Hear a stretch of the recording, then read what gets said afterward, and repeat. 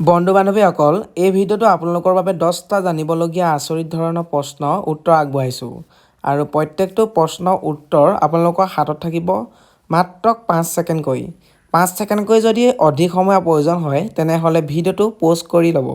So আহকচোন আমি প্ৰশ্নটো ফালে আগবাঢ়োঁ।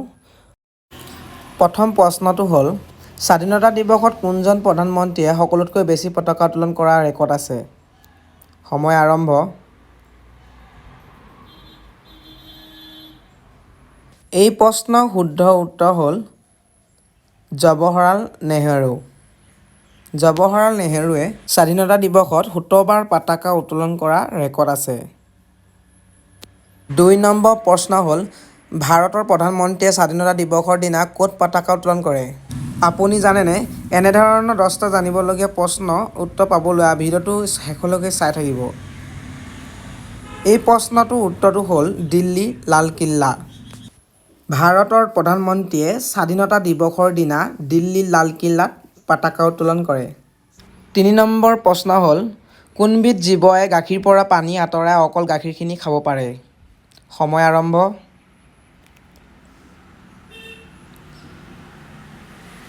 এই প্ৰশ্নটোৰ শুদ্ধ উত্তৰ হ'ল ৰাজহাঁহ।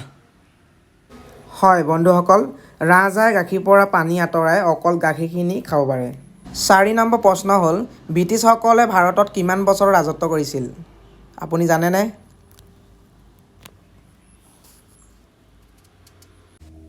এই প্ৰশ্নৰ উত্তৰটো হ'ল ব্ৰিটিছসকলে ভাৰতত প্ৰায় 200 বছৰ ৰাজত্ব কৰিছিল।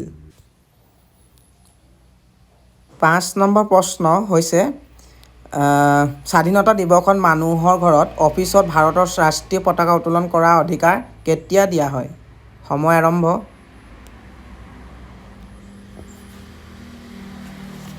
এই প্ৰশ্নটোৰ শুদ্ধ উত্তৰ হ'ল 2003 চনৰ 15 আগষ্টৰ পৰা স্বাধীনতা দিৱসত মানুহৰ ঘৰত অফিচত ভাৰতৰ ৰাষ্ট্ৰীয় পতাকা উত্তোলন কৰাৰ অধিকাৰ দিয়া হয়।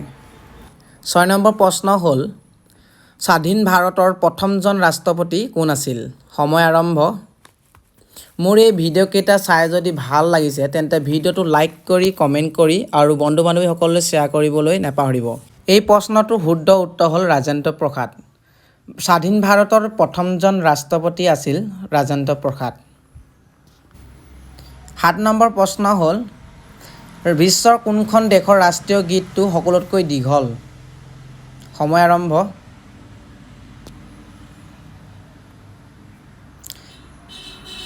এই প্ৰশ্নৰ উত্তৰটো হ'ল গ্ৰীচ দেশ। গ্ৰীচ দেশৰ ৰাষ্ট্ৰীয় গীতটো সকলোতকৈ দীঘল।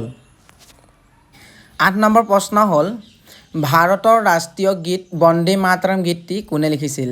সময় আৰম্ভ।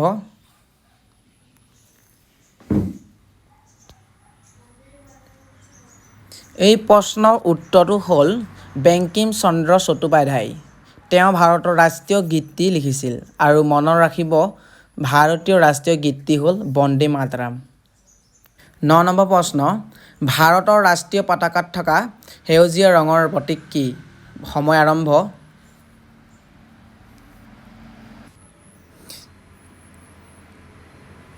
এই প্ৰশ্নৰ উত্তৰটো হ'ল ৰাষ্ট্ৰীয় পতাকাত থকা সেউজীয়া ৰঙৰ প্ৰতীক হ'ল বিশ্বাস আৰু সৌন্দৰ্যৰ প্ৰতীক।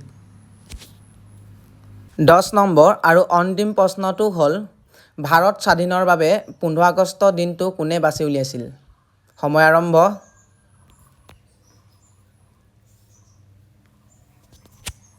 এই প্ৰশ্নৰ উত্তৰটো হ'ল লৰ্ড মাউণ্টবেটান। তেওঁ ভাৰত স্বাধীনৰ বাবে 15 আগষ্ট দিনটো বাছি উলিয়াইছিল।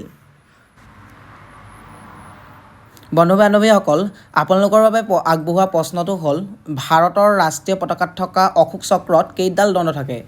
এই প্ৰশ্নৰ শুদ্ধ উত্তৰটো যদি আপোনালোকে জানে তেতিয়াহ'লে কমেণ্ট কৰি জনাব। আমি অহা ভিডিঅ'ত প্ৰথমে কমেণ্ট কৰা 10 গৰাকীৰ নাম উল্লেখ কৰিম। মোৰ এই ভিডিঅ'টো চাই যদি ভাল লাগে তেন্তে ভিডিঅ'টো লাইক কমেণ্ট আৰু শ্বেয়াৰ কৰি দিব আৰু আপুনি যদি মোৰ এই চেনেলটোলৈ প্ৰথমবাৰ আহিছে তেন্তে এনেধৰণৰ প্ৰশ্নৰ উত্তৰ পাই থাকিবলৈ চেনেলটো ছাবস্ক্ৰাইব কৰিবলৈ প্লিজ নাপাহৰিব।